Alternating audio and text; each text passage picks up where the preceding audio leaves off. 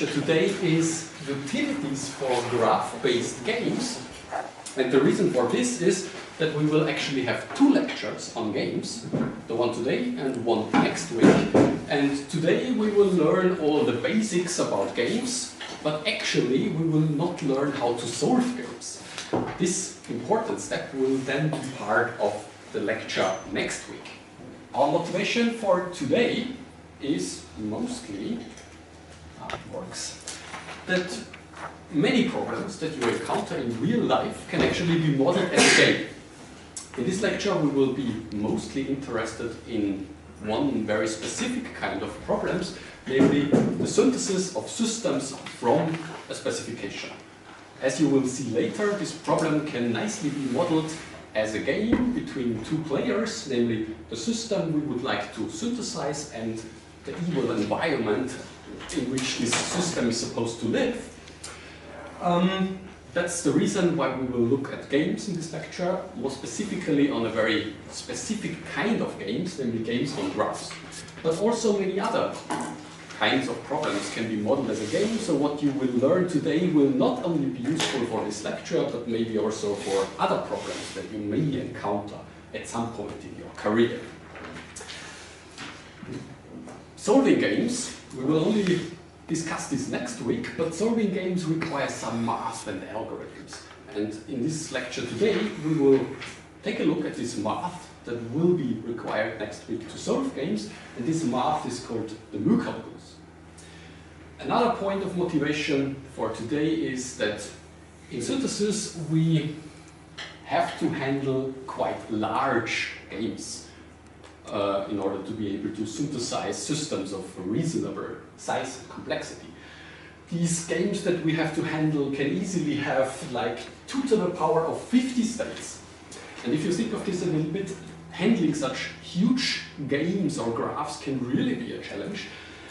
Let's say we just want to store states in memory and we assign each and every state just a unique identifier of, we will need 8 bytes. Then only storing 2 to the power of 50 unique identifiers for the states will require 10,000 terabytes of memory. So this is not really feasible.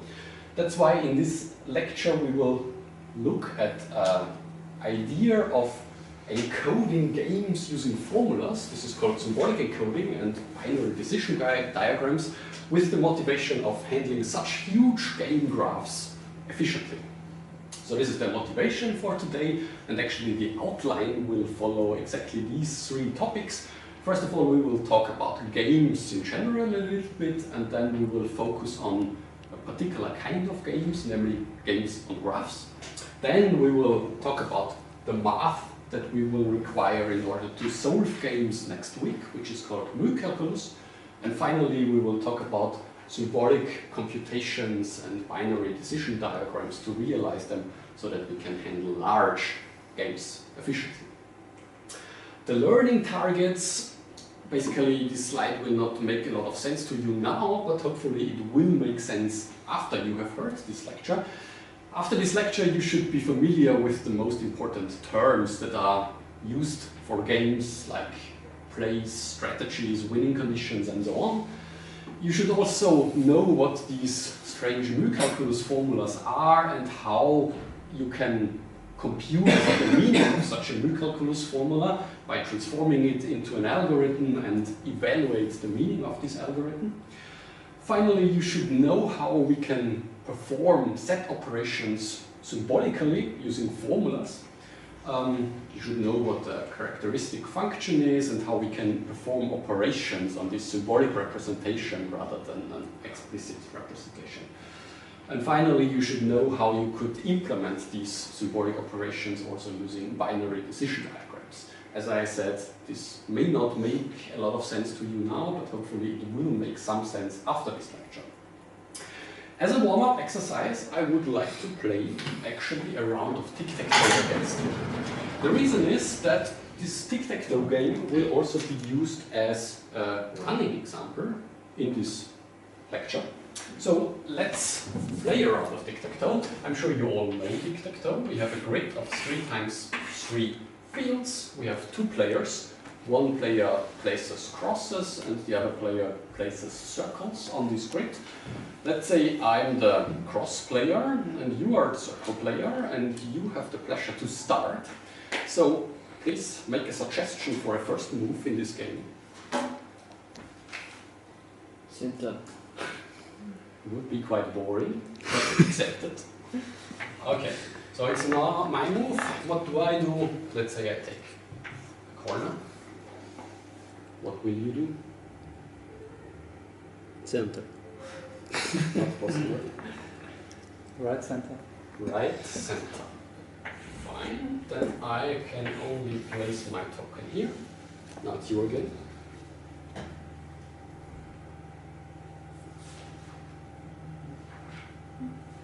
In the upper middle. Upper middle, yeah, sounds reasonable. Then I can only do this.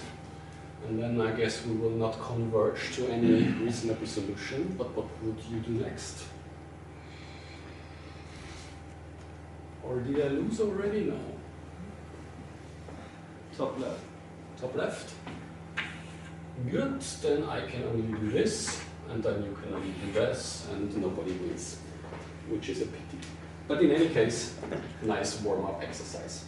Now, with this game of tic-tac-toe in mind, let's brainstorm a little bit. What would you associate with games?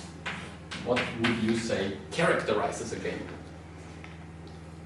The players. Players, very important component.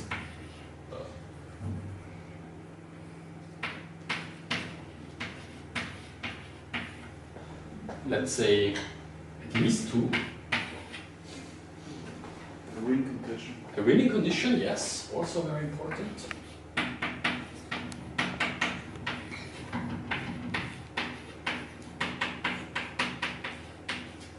The rules. Rules. Herod already violated the rules. Smooth. There are rounds. Rounds, yes.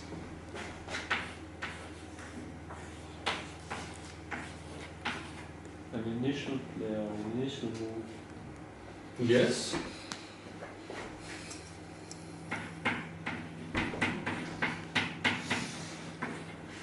Actually, there is lots of initial things. We can have some initial state where the game starts. We can have an initial player who starts and an initial move done by this player. Anything else comes to your mind? For some games, I can know before whether it's a first player win or second player win. How do we call this? Games may be determined. It's not the right Predictable. word. Predictable. Yeah. But games with perfect strategies, because this is only possible if there exists a perfect strategy. So one important thing is already the term strategy. Usually when we look at the game, our goal is intuitively to find some strategy to win the game, and maybe there is a perfect strategy to always win the game, no matter how the opponent behaves. Maybe not. So in tic-tac-toe, I think there is no perfect strategy to always win the game, but I think you can always enforce at least a draw. So you can have a strategy which at least prevents you from losing the game. Anything else? There can be a, I don't know the English word, unentschieden. Yes, a draw. Let's put this here to the winning condition. We can have win, lose, or draw, or maybe even other situations. Anything more? I guess we're already quite good. So let's see what I written down on my slide. It's mostly the same things actually. I also wrote down that games are played by several players. Players can make moves. The moves must follow rules. We also have this. Games have a state, and this state is changed by the moves that can be made by the players. Then we have usually a goal, which is typically to win the game. One thing that we did not mention here explicitly is that games are usually competitive. So it's the players playing against each other. If one player wins, then the other player loses, and so on. It's hardly the case that all the players win in a game, typically.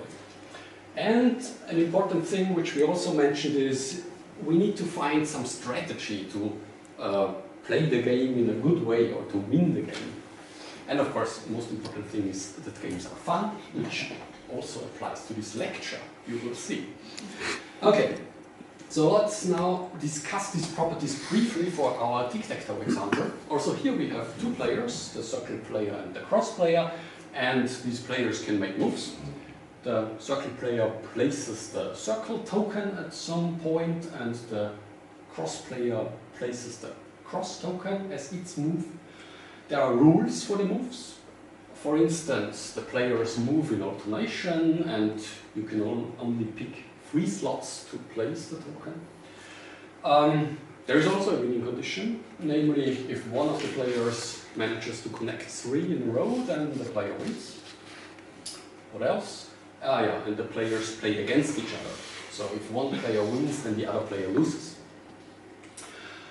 There are more terms related to games which I would briefly like to discuss with you. So in English we actually have 2 terms for the German word Spiel. In German you would say ich spiele ein Spiel, but in English you use 2 different terms for that. You say we play a game. A play is actually kind of an execution of the game. So basically a sequence of states and moves. So for our tic-tac-toe example, a play of this game would be, for instance, this sequence of states and moves. Another important term is a strategy for a game. Intuitively, a strategy is nothing really fancy, it's just basically a set of rules that tell us what we should do in which situation.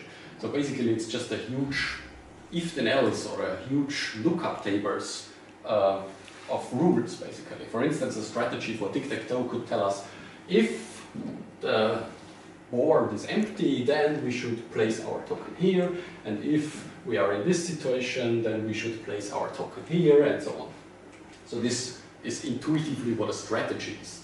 Nothing fancy, just a set of rules that we should apply to play this game.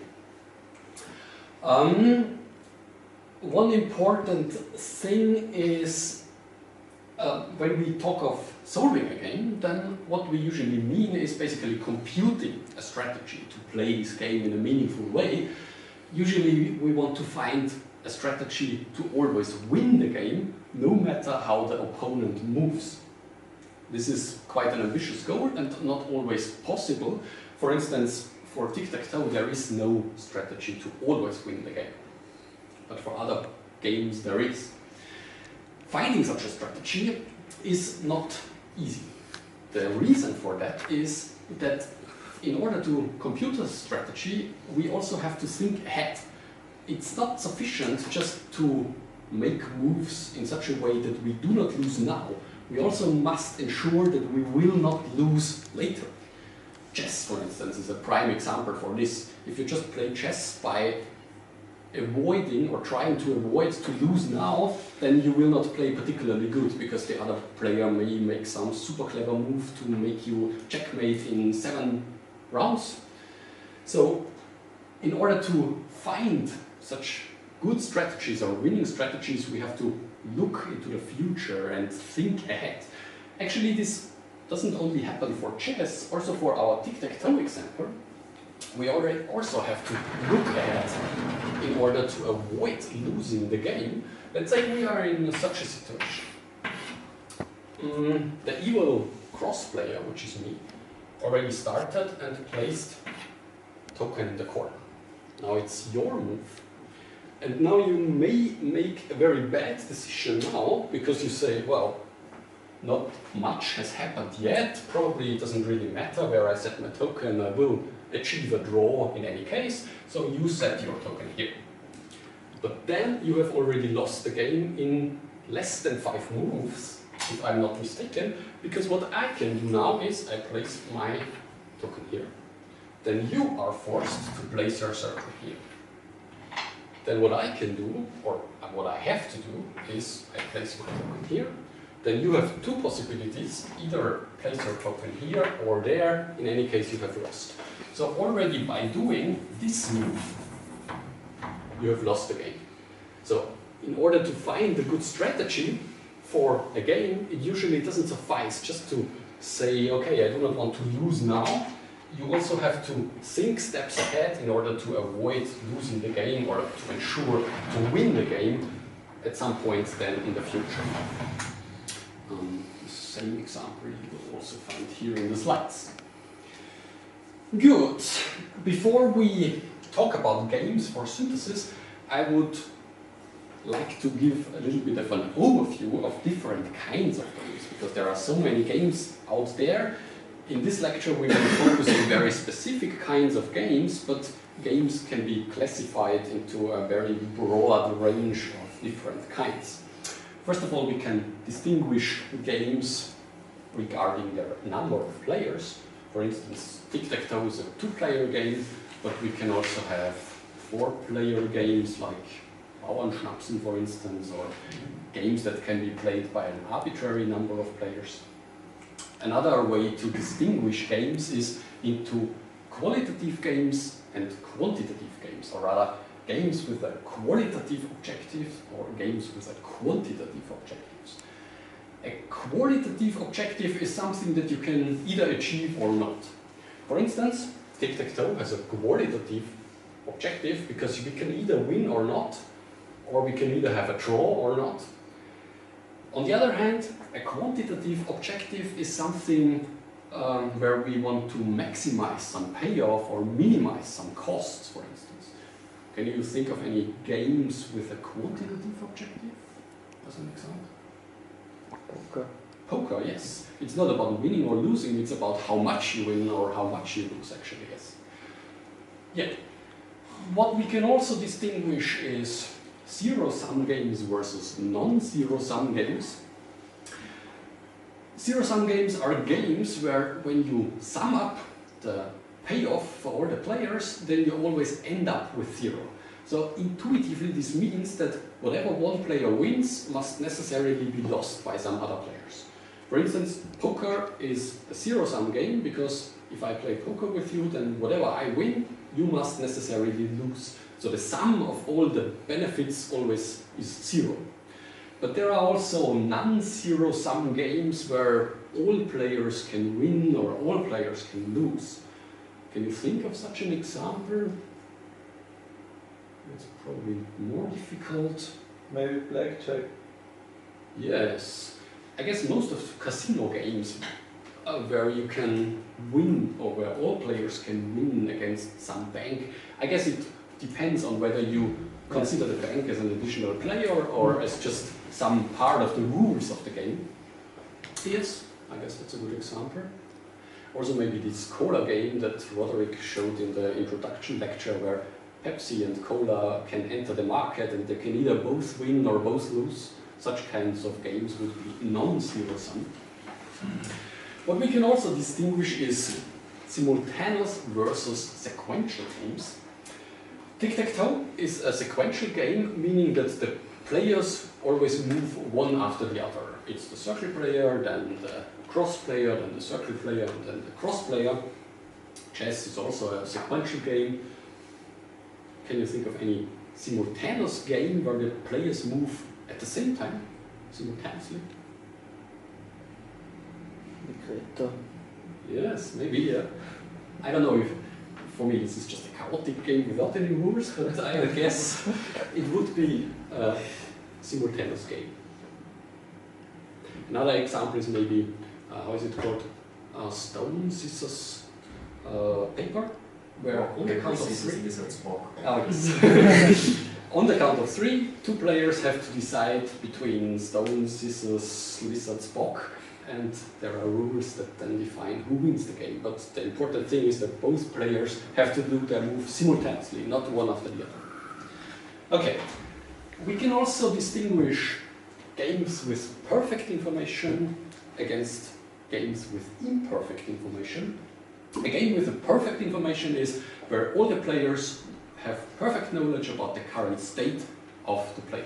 For instance, in tic-tac-toe, all the players perfectly know how the grid looks like and where the tokens are already positioned. In imperfect information games, there is some aspects which are not known to the players. Can you come up with some examples here? Card games, for example. Yes, I guess most of the card games are games with imperfect information. There are maybe some decks of cards where you do not know what is in there, and of course you also do not know the cards of the other players usually. Yeah, fine.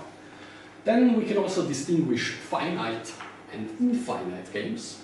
Finite game is just over after some amount of rounds. For instance, our tic-tac-toe game is always over after at most 9 rounds. Infinite games, at least conceptually, can continue forever. In practice, this is hardly the case, of course, because at some point, I don't know, the players will die, or if the players are machines, they will be shut down or they break. And if not, at some point the sun will go supernova. But so in reality, nothing is really infinite. But at least conceptually, we can think of such of certain games as going on forever, potentially. Can you think of an example of a game that could go on forever? Chess, Go, Monopoly.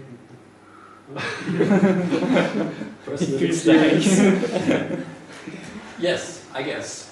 I don't know actually about chess. I think there are also some rules that you cannot repeat certain moves more than 3 times, but I think it could potentially go on forever. Yeah. But I think both players have to agree on a draw. Okay. Mm-hmm. Good. More? No, not on this slide, but this slide is just to give you an impression that there are various different kinds of games out there. Before we talk about games for synthesis, or our specific kind of games that we will use in synthesis, let me also sketch a few applications of game theory. The application that we will be most interested in this lecture is synthesis of systems. We will mostly focus here on synthesis of so-called reactive systems. A reactive system is a system which behaves in the following way. There is kind of a clock or something which defines time steps. And in every time step, our system reads some values for the inputs, which are provided by some environment of the system, and it also responds with values for the outputs. And then in the next time step, the system again reads inputs, provides outputs, reads inputs, provides outputs. And conceptually, this interaction between environment and system is going on forever, like a piece of hardware, you could say, which in every clock tick reads inputs, produces outputs, and unless you shut it down, it will just run forever. Now, what we would like to do in this lecture is, given a specification that defines how this system should behave, we would like to construct such a system automatically. And this problem can be modeled as a game between 2 players. One player is our system, and the other player is our environment. What could be the moves the 2 players make?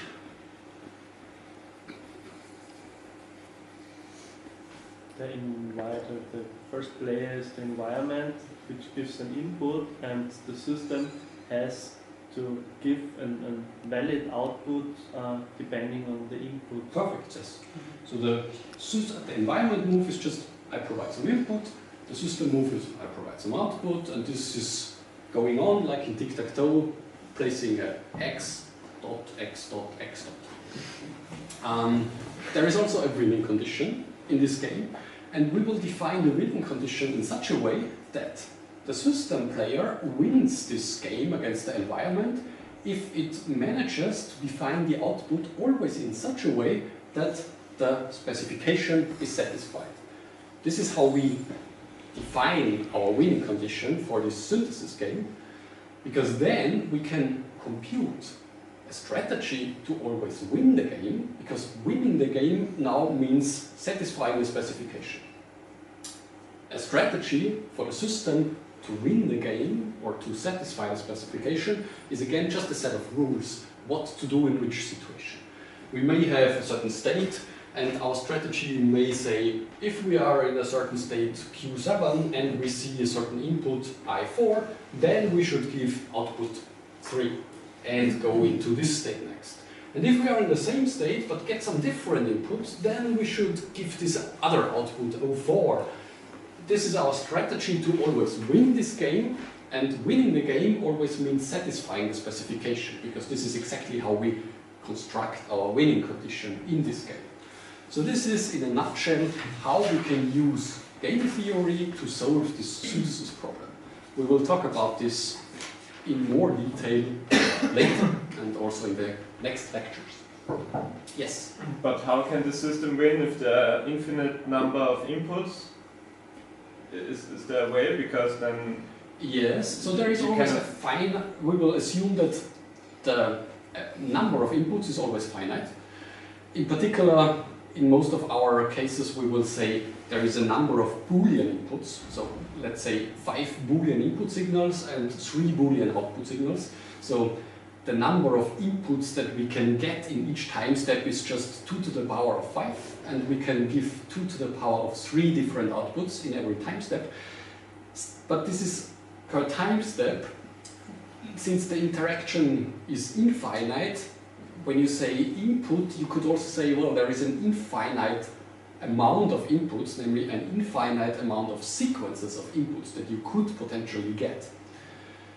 But our systems that we will synthesize will cope with this nevertheless, because they usually do not really depend on the history of the inputs. They usually just look at the current input and maybe remember some aspects of previous inputs that have been encountered before, and then make rather local decisions how the output should look like. But in essence, the amount of input we can get in one time step is always finite, and the amount of output we can give in one time step is always just a finite choice, basically. And also, if the system has some state internally, some flip-flops to remember certain things, then these states are also finite only. This is a bit restrictive, but it is sufficient to solve many different kinds of synthesis problems in practice. Okay, so this was how we can use in principle game theory to synthesize systems from a specification, but there are actually also many other applications of game theory. Actually, originally, game theory has not really been invented for computer science or for optimization problems or for synthesis. Game theory has actually been invented by economists. Namely, you have already seen such examples in the introduction lecture, but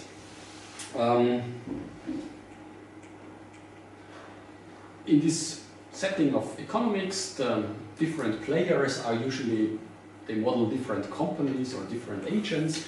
The moves these players can make are like increasing the price for a product or lowering the price for a product, increasing an offer when bidding for a contract. Goals also heavily depend on the problem that we would like to solve, but it could be something like getting some contract as cheap as possible or maximizing some profit. Ultimately, game theory in economics is basically a tool to assist managers in decision making by being able to predict how other agents, companies would react to moves done by me. For instance, if I raise the price for some product, then the other guy will lower the price, and then I will have to lower the price as well, so I better not raise the price. This kind of reasoning you can use game theory for in economics. And there are similar applications in politics or psychology where you would like to predict the behavior of other persons or interest groups, or also in